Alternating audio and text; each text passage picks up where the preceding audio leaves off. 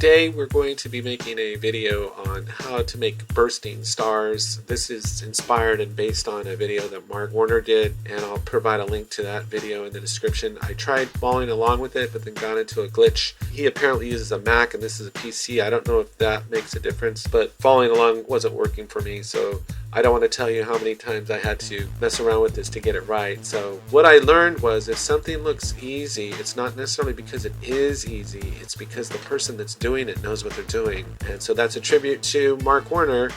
He's doing a great job. So I'm following a little bit different workflow than he did, so hopefully you'll find this helpful. But this wasn't as easy as it looked. Once you know the steps, you look back, why did I make that mistake? And then it seems so obvious once you know how it works. Okay, so anyway, I'm going to do the model. I'm going to start with the model because this is what was giving me the most trouble. We do a ground plane and we make it small. So you just type in 0.1 to make it 100 millimeters.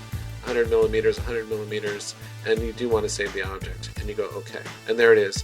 So what I did here on the object is I actually rotated it a little bit more toward me so I could see it, and then I go into the surface editor. That looks weird. Big surface editor, and what we do is just give it a color, any color, pick your favorite one, blue, and then down here I'm going to do double-sided there. We'll close that.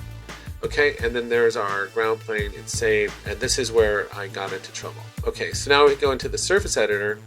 If we go in here to the edit node graph in the tutorial, he just comes down to where he's put the plugins, and it looks like he just double clicks the shape bomber, but at least in the PC nothing happens. So I know it can be loaded here through the color, but it's not quite the same. So it didn't work for me to add the shape, the procedural texture through the node setup here for some reason, at least not the RMAN ones.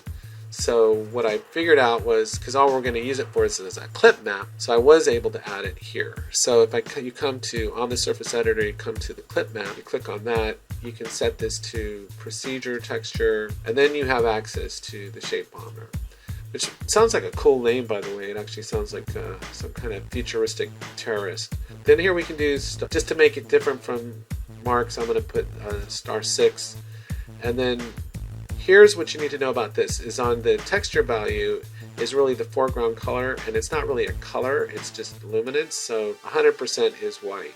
A texture value of 100% is setting your foreground color to white. To set your background color, you have to right click on this square, and that's black. So there's your, so you've got your foreground and background colors right here, but it didn't seem like you did, but you do. You've got your shape, whatever you want, and then the tile is 1, and then the blend mode is single, and this is important. You got to set the texture axis to Y. Now here's where I was getting really confused. This is all a question of perceptions, right? So you see this looks like a big square on the screen, but it's really small. And you see this little tiny, this looks the smallest thing of all, this little tiny star. But as small as that appears, it's actually bigger than this. So if you don't scale this thing down, it's going to look like nothing's there. So you've got to go to like 0.2, and look how small it is. You can't even see it on here. And you can't see it here because you got to be in VPR. So we also got to invert the layer.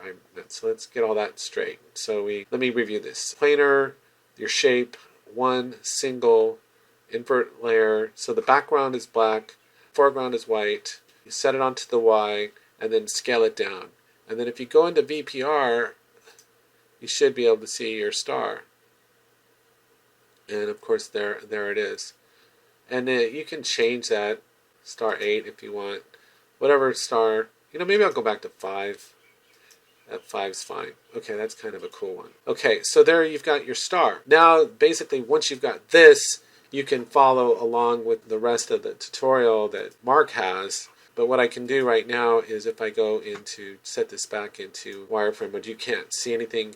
But what some people like to do is go into the scene editor, and you can change that to a bounding box. And I think it helps with rendering it. Some people just like the way that looks a little better. So what we can do is now is we can just go add our emitter. So we go to add emitter, and now we're kind of back where we were in before with his tutorial. And his tutorial is just 200 here. This is set to frame. This is a 200, and then you go on to here, and the only thing here is that you add a little variability there for 30, so they're not all dying at the same time. And then this motion, you don't have to play around with this, but you can do 1, 1, 2, whatever you want. Let me go into camera perspective because I don't like the view that I got here right now. Let me just pull back here, I think is what I want to do. And then let me just go, maybe pull back a little bit more, and then maybe go up a little bit, just readjusting the camera here a little bit. And then let's just see, take a look at this. So there's our, and however you want to adjust your camera, you can. And then go back onto the object. We're going to go into properties here, and then we're going to go to add an instance generator, double click this, add object, ground plane, double click this. Is this, no, that's not it, it's texture solid, okay. And then we're going to set this to particles, and then here, these are not carved in stone, you can do 50, 100, this is just adding variability, and you go into rotation, and however you want to do this, it doesn't really matter, it's just a preference of how crazy you want it to look, or how variable you want it to look. And so this is kind of mostly his settings. He had them flipping all over the place, and like that, and then there's that. So if we hit play now, we've got our, it's cool, it's a cool little effect actually. And then if we come back to, we can go into VPR, hopefully we're seeing the stars. Yeah, so now if we come in here, we hit play, we've got our cool little stars blowing up everywhere.